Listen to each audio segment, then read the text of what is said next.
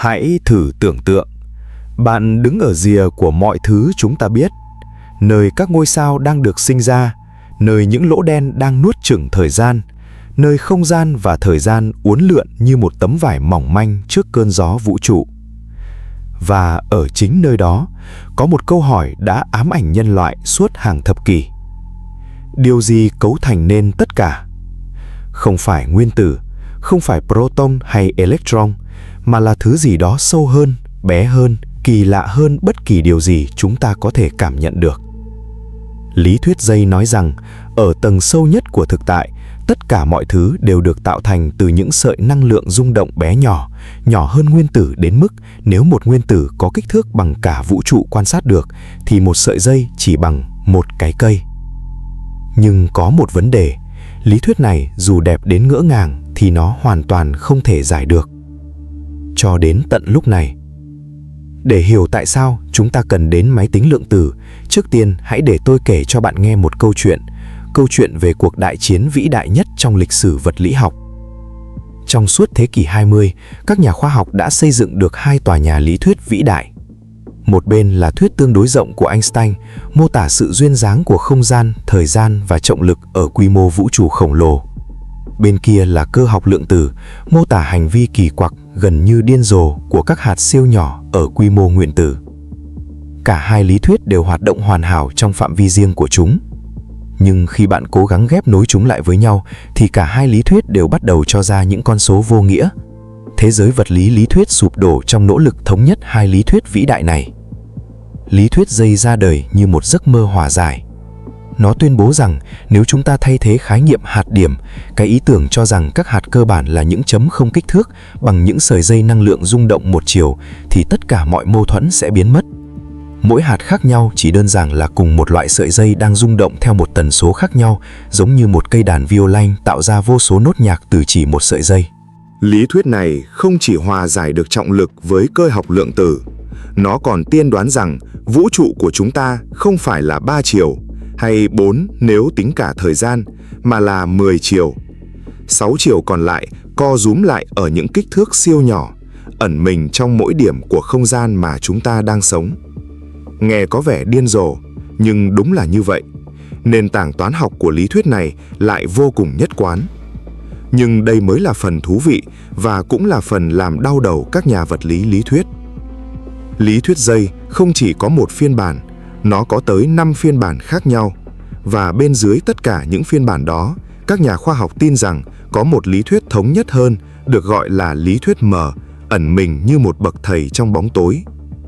Các phương trình của lý thuyết dây không giống bất kỳ thứ gì bạn đã từng học ở trường. Chúng không phải là những phương trình bậc 2 hay thậm chí là tích phân đơn giản. Chúng là những cấu trúc toán học phức tạp đến mức ngay cả các siêu máy tính hiện đại mạnh nhất thế giới, những cỗ máy tính có tốc độ tính toán đạt tới hàng triệu phép tính mỗi giây cũng phải bó tay.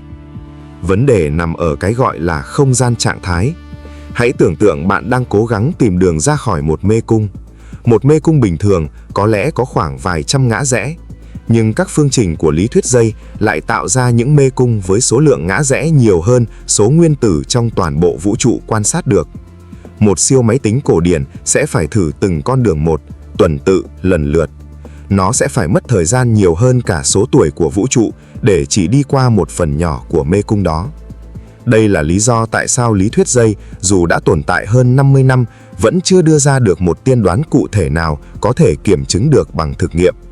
Các nhà vật lý có phương trình, họ tin vào vẻ đẹp toán học của nó, nhưng họ không thể giải nổi nó.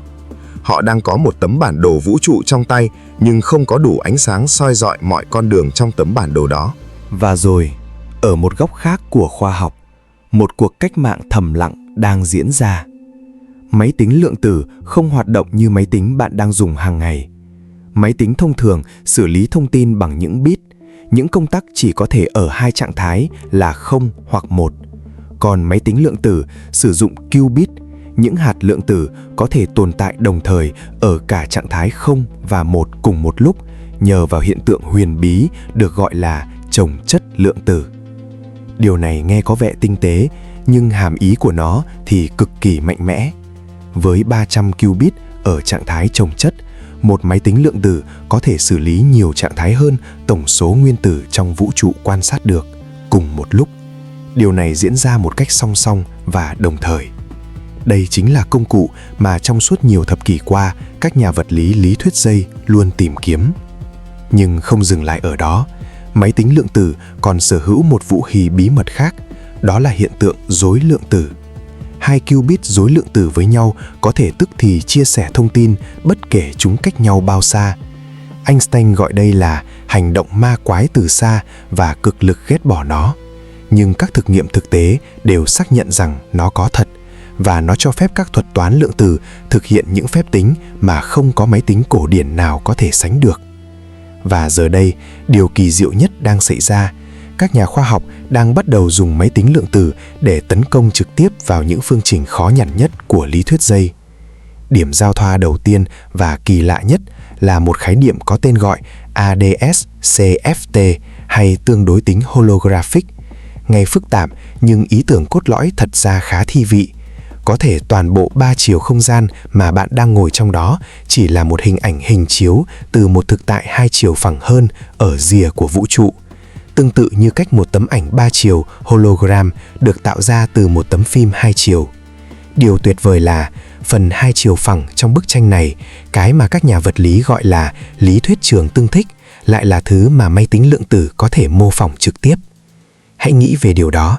Bằng cách mô phỏng những hệ lượng tử nhỏ trên máy tính lượng tử, chúng ta có thể, theo đúng nghĩa bóng của khoa học, nhìn vào một chiều thứ ba huyền ảo, không gian mà trọng lực và lý thuyết dây ngự trị. Năm 2023, một nhóm nghiên cứu tại Google đã thực hiện điều mà họ gọi là bước đầu tiên, mô phỏng một mô hình holographic đơn giản trên máy tính lượng tử của họ và quan sát các dấu hiệu của một lỗ sâu, một cây cầu về mặt lý thuyết nối hai khu vực không gian thông qua một đường hầm lượng tử. Đó không phải là một lỗ sâu thực, nhưng là một lỗ sâu toán học được sống dậy bởi những quy luật tương tự như thực tại. Điều này đã gây ra sóng gió trong cộng đồng khoa học thế giới. Nhưng đây mới chỉ là phần mở đầu của câu chuyện. Hiện tại, các nhà nghiên cứu đang khám phá nhiều hướng khác nhau, mỗi hướng đều mang đến những triển vọng đáng kinh ngạc. Có thể điểm qua một vài xu hướng nổi bật hiện tại. Hướng thứ nhất, mô phỏng ma trận. Tất nhiên không phải bộ phim ma trận của Keanu Reeves, mà là những cấu trúc toán học khổng lồ xuất hiện trong mô hình ma trận của lý thuyết mở. Những ma trận này mô tả cách các màng năng lượng nhiều chiều, được gọi là brane, tương tác với nhau trong không gian 10 chiều. Kích thước của những ma trận này khiến ngay cả siêu máy tính cổ điển mạnh nhất cũng phải chào thua. Nhưng các thuật toán lượng tử mới đang cho thấy khả năng giải quyết chúng với số lượng qubit vừa phải. Hướng thứ hai, giải mã entropy lỗ đen. Lý thuyết dây đã tiên đoán rằng entropy, một thước đo lượng thông tin ẩn của một lỗ đen tỷ lệ với diện tích chân trời sự kiện của nó, chứ không phải thể tích. Đây là một trong những tiên đoán cụ thể nhất của lý thuyết dây.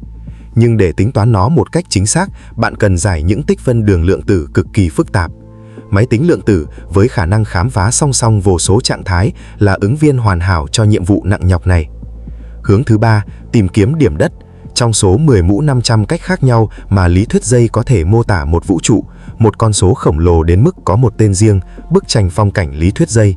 Vũ trụ của chúng ta là cái nào? Đây là bài toán tối ưu hóa trên một cảnh quang có số chiều không tưởng. Và đây chính xác là loại bài toán mà các thuật toán lượng tử như Quantum Approximate Optimation được thiết kế để giải quyết.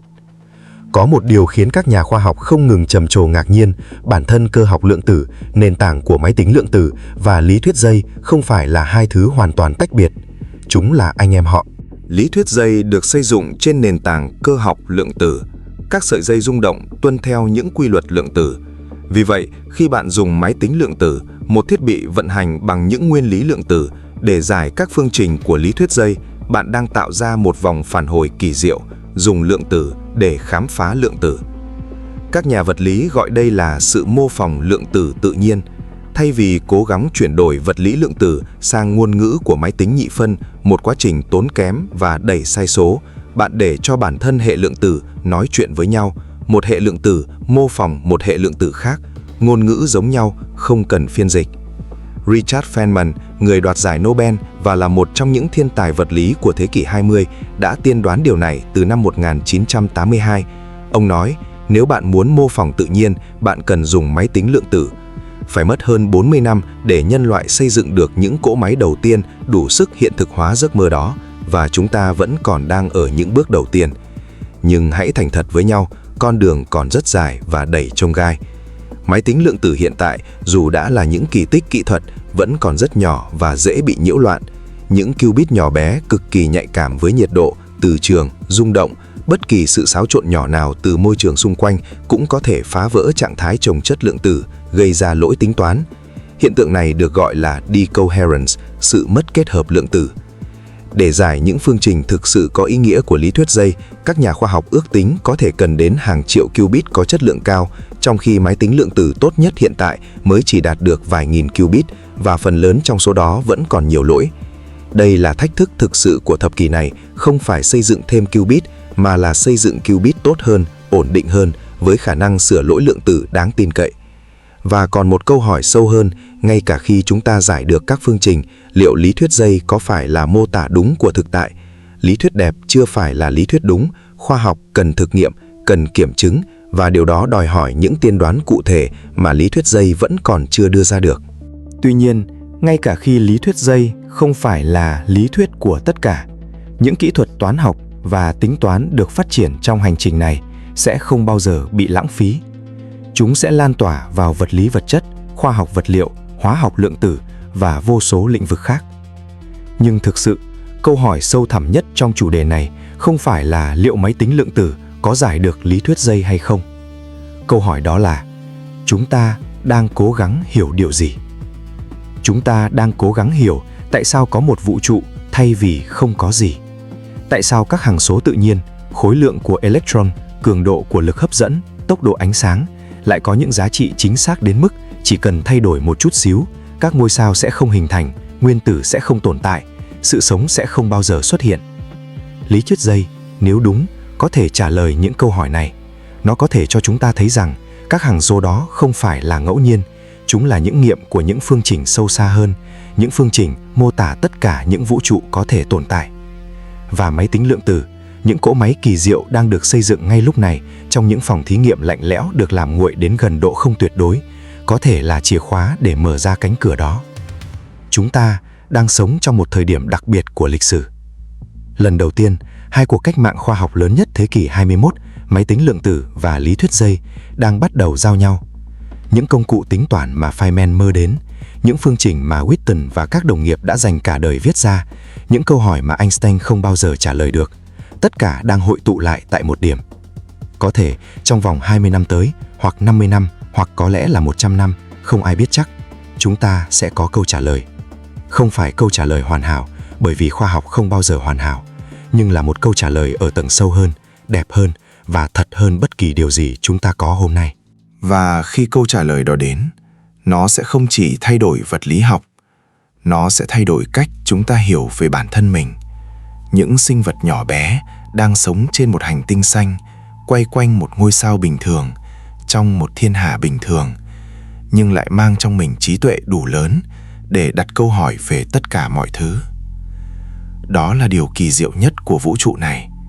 Không phải những lỗ đen, không phải những siêu tân tinh, không phải những sợi dây năng lượng bé nhỏ đang rung động ở chiều thứ 10, mà là việc có một sinh vật nào đó đủ tò mò để hỏi, tất cả những điều này từ đâu đến? Cảm ơn bạn đã cùng tham gia hành trình ngày hôm nay. Hẹn gặp lại bạn trong các video khám phá những tri thức tiếp theo về vũ trụ. Hãy để lại bình luận cho chủ đề ngày hôm nay và nhớ nhấn nút đăng ký theo dõi kênh Lực Sử Ngày Mai để cập nhật những video mới nhất nhé. Nếu bạn yêu thích nội dung của kênh và muốn ủng hộ tụi mình tiếp tục ra mắt những video chất lượng, đừng quên ghé thăm đường link Shopee của kênh để đặt hàng mà tụi mình đã để trong phần miêu tả của video này nhé. Hoặc bạn có thể donate cho kênh bằng cách quét mã trên màn hình. Để hoàn thành video này, tụi mình đã phải bỏ ra từ 10 đến 20 tiếng cho việc nghiên cứu, viết kịch bản, thu âm và dựng phim. Mỗi sự ủng hộ của bạn là một động lực to lớn để kênh tiếp tục phát triển và mang thêm các kiến thức bổ ích đến gần hơn với tất cả mọi người.